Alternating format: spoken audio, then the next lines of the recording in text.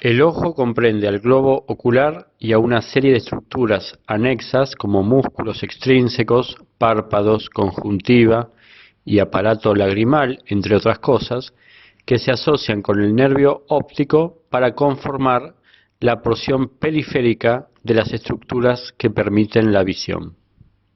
El globo puede estudiarse como un órgano hueco, cuya pared está formada por tres túnicas o capas que de adentro a afuera se llaman túnica interna, túnica vascular y túnica fibrosa. Cada túnica, a su vez, está compuesta por varios tejidos. A su vez, cada una de estas tres túnicas está involucrada en constituir distintas estructuras, ya sea en la parte anterior o en la parte posterior del globo. La túnica fibrosa forma en la parte posterior la esclera y en la parte anterior la córnea. La túnica vascular forma en la parte posterior la coroides y en la parte anterior el estroma del iris y el estroma del cuerpo ciliar. La túnica interna forma en la parte posterior la retina óptica y en la parte anterior los epitelios del iris y los epitelios del cuerpo ciliar. Nótese que tanto el cuerpo ciliar como el iris están compuestos por dos porciones, una dada por la túnica interna y otra dada por la túnica vascular. La túnica fibrosa está compuesta principalmente por tejido conectivo denso, es decir, un tejido con importante resistencia mecánica, que a su vez viene dada por sus abundantes fibras de colágeno de tipo 1. En la porción anterior del globo ocular, la túnica fibrosa constituye la córnea. Notablemente, tanto la esclera como la córnea están formadas por las mismas fibras de colágeno, pero una se ve blanca y opaca, mientras que la otra es transparente e incolora. Esta diferencia se debe al ordenamiento de las fibras de colágeno. En la esclera, las fibras se disponen en distintas direcciones, mientras que en la córnea, el ordenamiento de las fibras es muy particular. La córnea tiene forma de segmento de esfera, y anteriormente está bañada por la película lagrimal, mientras que posteriormente está bañada por el humor acuoso. A pesar de estar principalmente compuesta por tejido conectivo, que en la mayoría de los casos es un tejido con vasos sanguíneos, la córnea es avascular. Representa una ventaja para el pasaje de la luz, pero hace que los nutrientes deban llegar por difusión desde las estructuras próximas, principalmente desde el humor acuoso. A su vez, la córnea está compuesta por 5 capas, que de adelante a atrás se denominan epitelio anterior, membrana de Bowman, estroma, membrana de Descemet y epitelio posterior. El epitelio anterior consta de 5 o 6 capas de células. Las del estrato basal son cilíndricas, pero la altura de las células va disminuyendo hacia la superficie libre para hacerse planas. Las células más superficiales presentan en su superficie apical abundantes micropliegues que contribuyen a fijar la película lagrimal. Las células de este epitelio tienen uniones oclusivas entre sí que forman un sello de manera que el epitelio es muy impermeable. El epitelio anterior de la córnea posee una importante inervación sensitiva para el tacto y el dolor, dada por axones del nervio oftálmico. La segunda capa es la membrana de Bowman, que no tiene células, sino que está formada por distintos tipos de microfibrillas de colágeno. El estroma o sustancia propia de la córnea ocupa la mayor parte del espesor. Está formado por microfibrillas de colágeno de tipo 1 dispuestas en láminas. En cada lámina, las microfibrillas tienen el mismo diámetro y la misma dirección. De laminilla a laminilla consecutiva, la dirección de las microfibrillas de colágeno cambia en aproximadamente 90 grados. En las laminillas también se encuentran glucosaminoglucanos, entre las microfibrillas de colágeno.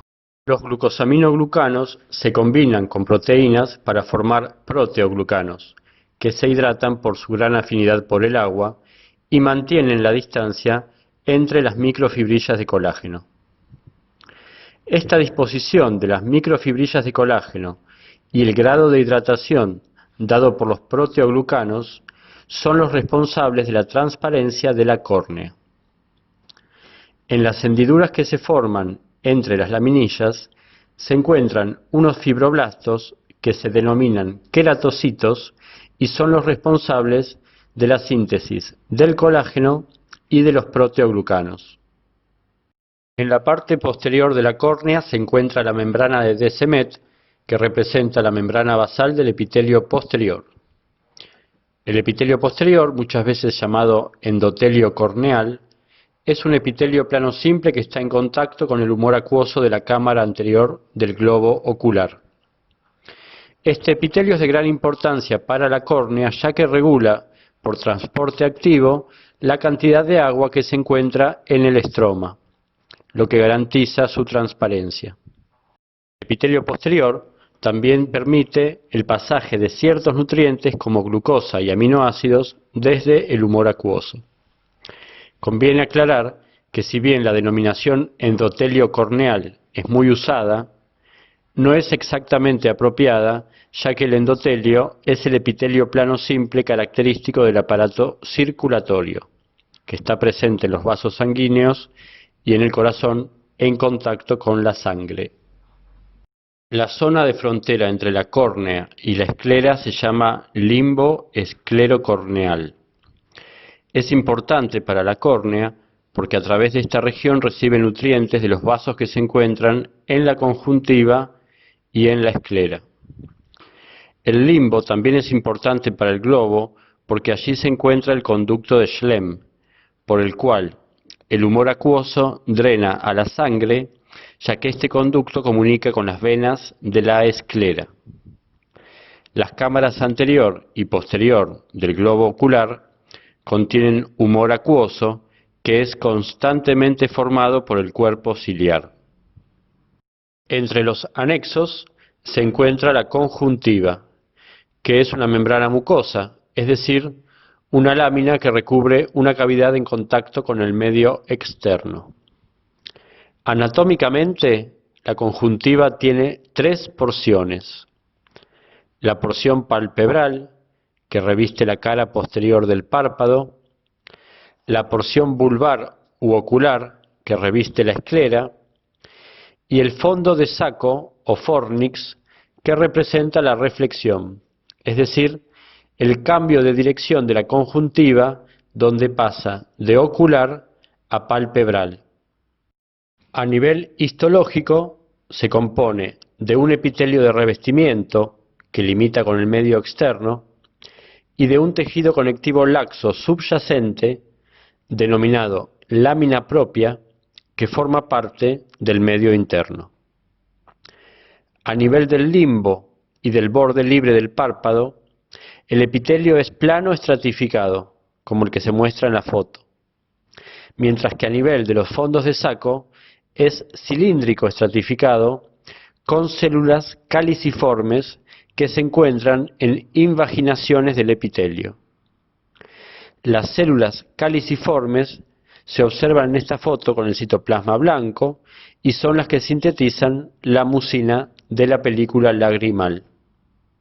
La lámina propia es muy reactiva frente a daños, como se ve en la conjuntivitis o en cualquier otra irritación en que sus abundantes vasos se dilatan y congestionan otorgando el color rojo característico.